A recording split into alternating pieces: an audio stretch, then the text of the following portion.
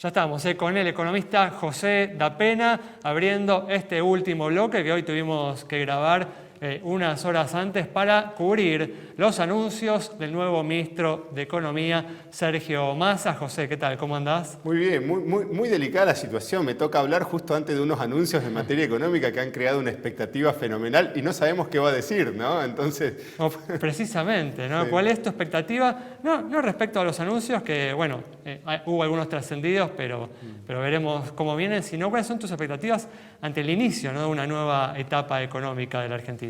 Mira, el punto es, desde mi punto de vista, nuevamente, no sabemos, si bien ha habido algunos rumores, algunos trascendidos que han circulado recientemente sobre lo que se puede llegar a anunciar, pero hay ciertos hechos que sí o sí están demandando la atención de un ministro de Economía.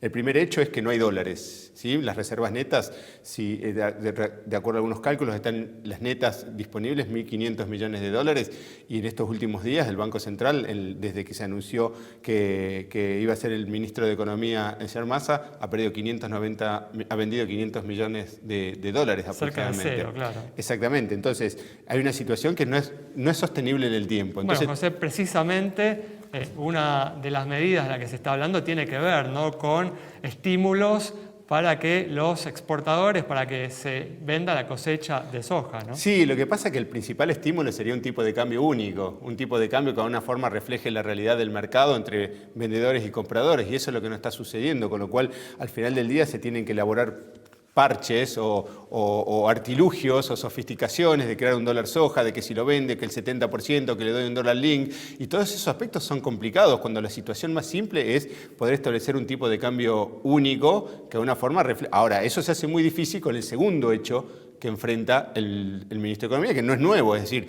pero que de alguna forma muestra que no existe una dinámica sostenible en el tiempo, que es el déficit fiscal. Bueno.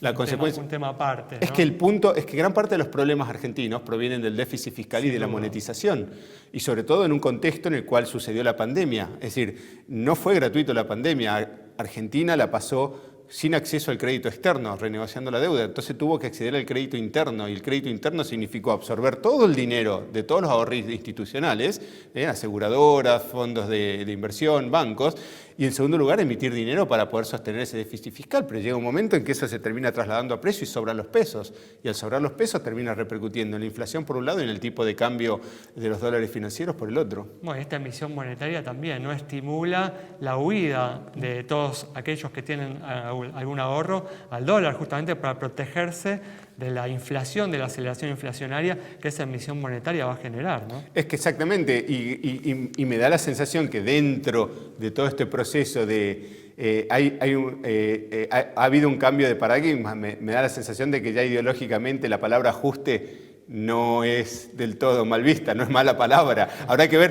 ver cómo se le encuentra el eufemismo, porque, por ejemplo, endeudamiento era malo, pero financiamiento neto positivo es bueno. Ajuste es malo, habrá que ver cuál es la palabra que suena bien, ¿no?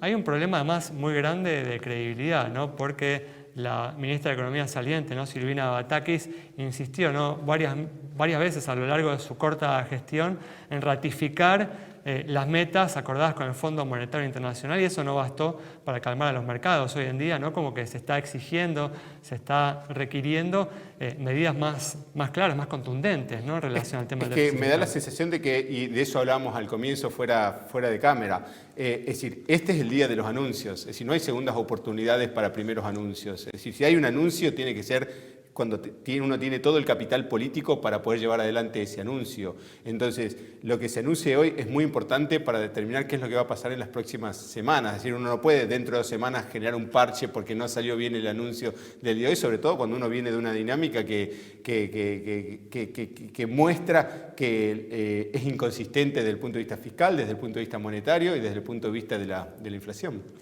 En los últimos días, ¿no?, bueno, desde la confirmación de lo que inicialmente fue un rumor, ¿no?, de la incorporación de Sergio Massa como ministro de Economía, hubo una reacción positiva de los mercados, también no ayudada por otros factor factores. Externo, hubo factores externos. En realidad me da la sensación de que primaron los factores externos y la suba de la tasa también. Es una discusión, ¿no?, que se ha extendido, se ha desarrollado en estos últimos días, pero bueno, sin duda que la incorporación de Massa ha sido un factor importante en esa recuperación, no tanto de los bonos argentinos como la caída, ¿no?, del dólar en el mercado libre, que hoy se revirtió un poco esa tendencia en este último día a la espera, ¿no?, de los anuncios de Sergio Massa. Pero ¿cuáles crees que deberían ser las señales que dé hoy Massa para que esta tendencia positiva de los mercados se mantenga a partir de mañana? El punto a mí me da la sensación que el nuevo ministro de Economía es muy pragmático, lo demuestra su carrera política, ha sido pragmático de resolver. En ese sentido es un activo valioso que tiene. Originalmente se habrá pensado en él para desembarcar antes de Batakis y no se dieron las condiciones, y al ver que los mercados no reaccionaban favorablemente, se dio la situación para que se produjese este desenlace. Dicho eso, el punto no es él, el punto es quién está detrás de él. Sí. Es decir, hacíamos un eufemismo que a veces uno está haciendo dedo en la ruta para que alguien lo levante, que vendría a ser y quiénes están escondidos en el bosque, ¿no? Sí. Entonces, la pregunta es si un auto para, es quién sale a meterse dentro de ese auto, ¿no?